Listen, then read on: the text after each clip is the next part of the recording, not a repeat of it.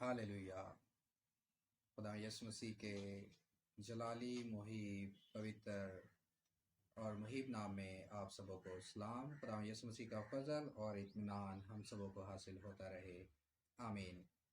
आए हम आज खुदा उनके ज़िंदबख्श कलाम में से मत्ती रसूल की मार्फत लिखी गई अंजील मुक़द्दस उसका 13 बाब उसकी पहली आयत से लेकर 9 आयत तक तिलावत करते हैं।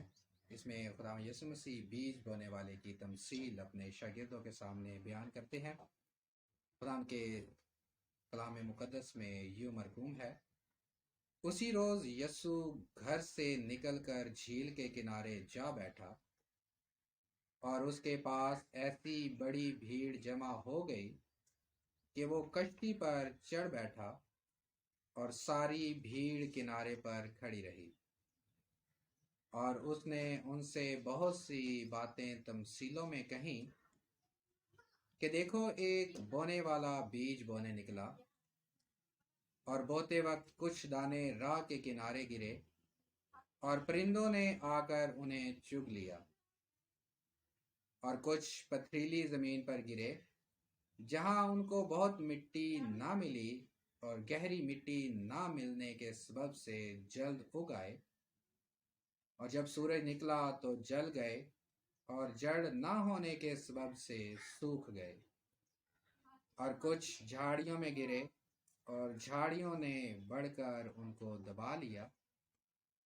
और कुछ अच्छी जमीन में गिरे और फल लाए, कुछ 100 गुना, कुछ 60 गुना, कुछ 30 गुना। जिसके कान हो वो सुन ले। खुदा के पाक कलाम का पढ़ा, सुना, समझा और कबूल किया जाना हम सबों के लिए बायस बरकत और बायस निजात ठहरे। अब खुदा यसु मसीह इस तमसील का मतलब अपने शागिर्दों को समझाते हैं। इसी बाब की आयत नंबर 18 से लेकर आयत नंबर 23 तक आपके सामने तिलावत करता हूँ। कलाम मुक़द्दस में यूं मरकूम है, बस बोने वाले की तमसील सुनो। जब कोई बादशाही का कलाम सुनता है और समझता नहीं, तो जो उसके दिल में बोया गया था उसे वो शरीर आकर छीन ले जाता है। ये वो है जो राह के किनारे बोया गया था। और जो पथरीली जमीन में बोया गया, ये वो है जो कलाम को सुनता है और उसे फिर फौर खुशी से कबूल कर लेता है, लेकिन अपने अंदर जड़ नहीं रखता, बल्कि चंद रोज़ा है। और जब कलाम के सबब से मुसीबत या जुल्म बर्पा होता है तो फिर फौर ठोकर खाता है।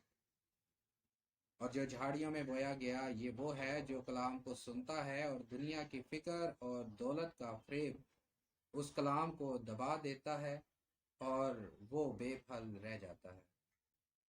और जो अच्छी ज़मीन में बोया गया, ये वो है जो कलाम को सुनता और समझता है और फल भी लाता है। कोई 100 गुना फलता है, कोई 60 गुना, कोई 30 गुना। कलाम मुक़द्दस का पढ़ा, सुना, समझा और कबूल किया जाना हम सबों के लिए बायस बरकत और बायस निजात ठहरे, आमीन।